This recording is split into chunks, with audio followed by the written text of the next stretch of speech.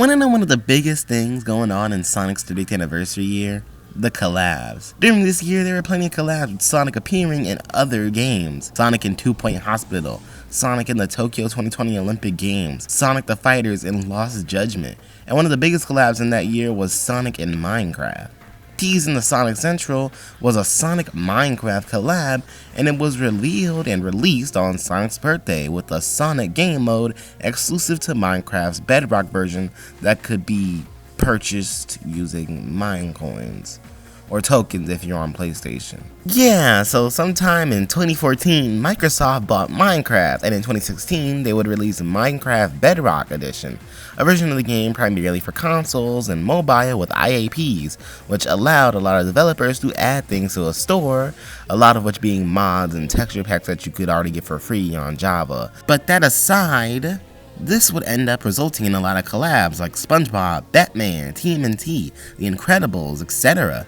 And in 2021, for the 30th anniversary, Sonic would get his Minecraft collab developed by Game Mode 1. So let's actually talk about the Sonic DLC itself. But actually, before that, let's talk about the extra stuff that came with it.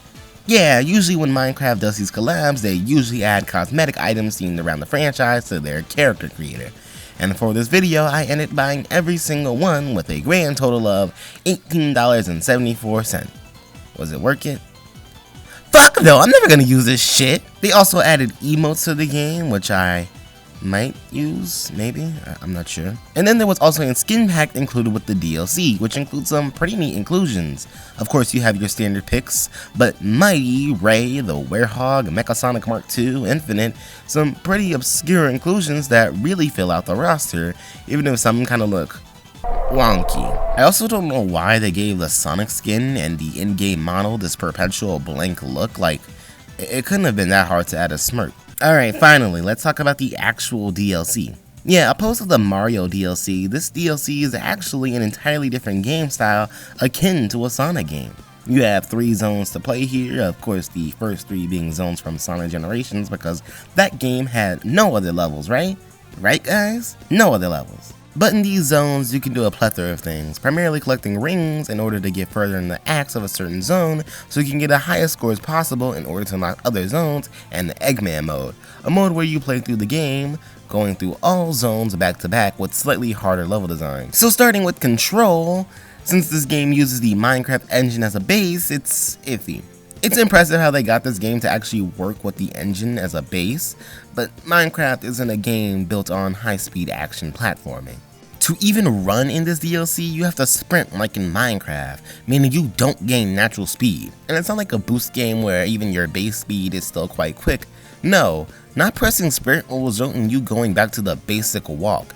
Besides that though, it kinda plays like a boost Sonic game, with each characters having their unique sneak ability, besides Tails. What I really don't like about these abilities though is that they drag you to a complete stop, which keeps me from using these abilities unless I really have to. Sonic and Tails have the spin dash, and I do like that the move is able to be performed in mid-air, like Sonic Frontiers, but since the move drives you to a halt, I don't really like using it that much like I said. Along with this though, Tails is able to hover, which is a neat ability. It is able to skip some pretty large gaps. Knuckles gets the dash punch, essentially a reskin spin dash, that leads into a glide. It feels kinda useless though. The levels won't take advantage of the glide, and the move being tied to a dash is kind of telling of that. Shadow has Chaos Control, which is really just another reskin spin dash, and the same can be said for Amy's Smash. But she actually does have a pretty unique move in the form of a double jump. Overall, the game controls fine. Not awfully, but fine. And at the end of the day, it's pretty impressive that they got something like this able to work in Minecraft. Onto the level design in the actual stages though, it's kind of in line with traditional linear Sonic level design, with obstacles to dodge and enemies to break. But when you play through the levels through multiple acts, you realize they're all kinda the same. The acts are made of rearranged chunks which make up an act. So the more and more you even play these acts, the more and more repetitive they get. And in my opinion, it's not really fun. Like, at all. Actually playing the levels isn't fun on its own. And it's seemingly more fun when you can race your friends, but replaying the same level with the same layout can't be that fun after like 10 minutes. Throughout levels though, you can sometimes find big rings to enter special stages and grab chaos emeralds. The special stages themselves are a pretty neat concept.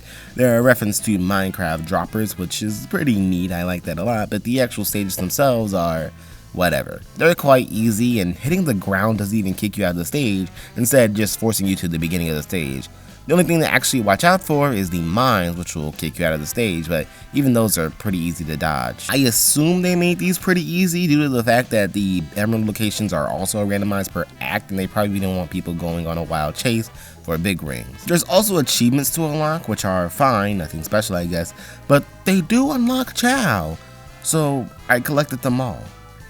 Well, almost all of them. In 2022, to celebrate the release of Sonic Movie 2, the DLC got updated to add new content, a new section of Tails Lab with some Sonic Movie decor, and most importantly, a brand new zone in the form of Labyrinth Zone in reference to its appearance in the film. Along with this, they also added new skins in the form of Long Claw, Donut Lord, and Snowsuit Sonic and Tails. Weirdly enough, I think Longclaw isn't like her movie self due to maybe legal issues. She more so resembles like a statue in Labyrinth Zone, which is kind of funny. The brand new Labyrinth Zone though is pretty cool. It follows the same design motif as the other zones, with randomly generated sections of the zone strung together to make an act, but the level design is a little more challenging compared to the others, adding things like multi-tiered rafts and more traps. And in this zone you find shards of the Master Emerald in order to unlock Master Mode, except I didn't. Why? Because the DLC fucking broke. Yeah, something I probably should have mentioned is how buggy this DLC can be. Mainly, they're in performance issues, especially on lower end devices like mobile and Switch. But some bugs downright soft lock you from certain areas. Walls in Green Hill Zone don't break, M-Man's Chemical Plant Zone not loading in higher render distances, achievements not unlocking. This game is buggy as hell. Thankfully, there was a recent patch as of June 2023 to fix a decent amount of issues, but even in the current version of the DLC, there is still a plethora of issues, one of which leading me not even able to complete the game. In Labyrinth Zone, 2 of the emerald shards are hidden behind breakable walls, but for some reason in my run, the walls refuse to break, rendering the DLC broken. For as cool as this collab is, the Sonic DLC has a lot of glaring issues in my opinion that kinda make it not worth it. The best things you'll get from this DLC is probably the skin pack and the Chao, but other than that, this DLC has really nothing to offer of note. So overall, the Sonic DLC is fine. I'm sure you can find some enjoyment in it, especially if you're maybe playing with friends, but I don't think that fun will last terribly long. Hell, the best thing about this DLC is the hub worlds in Tails' lab. It's filled with so many neat references to Sonic's past, and it's really nice to see as a fan of the franchise. And hell, there's even a Chao garden here, where you can see all of your Chao in their natural habitat. But these hubs are kind of the best thing about the DLC. But I do give huge props to the folks over at Game Mode 1. Not only due to the fact that making this work in Minecraft is extremely impressive, but they're still working on the DLC with known bugs on this day. During the making of this video, I actually emailed Game Mode 1 telling them about the whole broken Labyrinth Zone issue, and they said, hey, they're working on it, they'll fix it soon. So maybe check in on it regularly to see if the game isn't broken, but I wouldn't hold my breath. But before we close off the video, there's one more piece of Sonic Minecraft related content in the form of the Hive X Sonic event.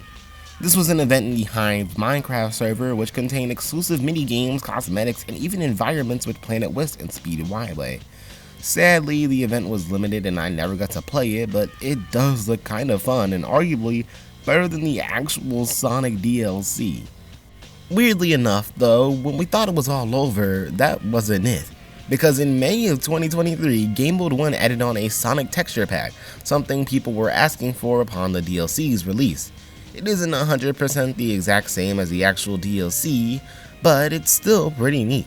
An issue most people do have with this texture pack though is the fact you had to buy it. It's not that expensive, really only being like $6, but it would have been nice to throw a bone at people who already purchased the existing DLC. This texture pack is really neat though. The brand new textures are jam-packed with references and additions, with things like the Piglins being the Knuckles clan, Slimes being Puyos, the moon being blown in half, something Sega can't even keep up with. There are so many neat references throughout this texture pack, and it's really cool, a very nice addition. That's it for all the Sonic X Minecraft content though. It was neat looking back at this DLC, and I kind of wish it was better. As a fan of both of these games and properties, I think it's one of the few Sonic collabs people actually care about. Sure, there are some collabs that get a lot of buzz, for example Monster Hunter and Phantasy Star Online, but most people don't care about most Sonic collabs. Recently, Sega just did the whole Sonic X Angry Birds thing, and I think the most buzz surrounding that was the whole redraw challenge, and most of it was kind of negative buzz. Sonic collab like this is really kind of rare, and it seems like they went all out on this. So again, huge props to Game Mode 1, but I do wish the DLC was a little better. The levels are repetitive, the controls are a challenge to get used to. It's not the most fun thing in the world after maybe one playthrough, but I still appreciate it. Again, huge shoutouts to Game Mode 1. And that's all for the Sonic Minecraft content. I hope you enjoyed the video. Thanks for watching. I'm gonna go figure out what else to make a video about.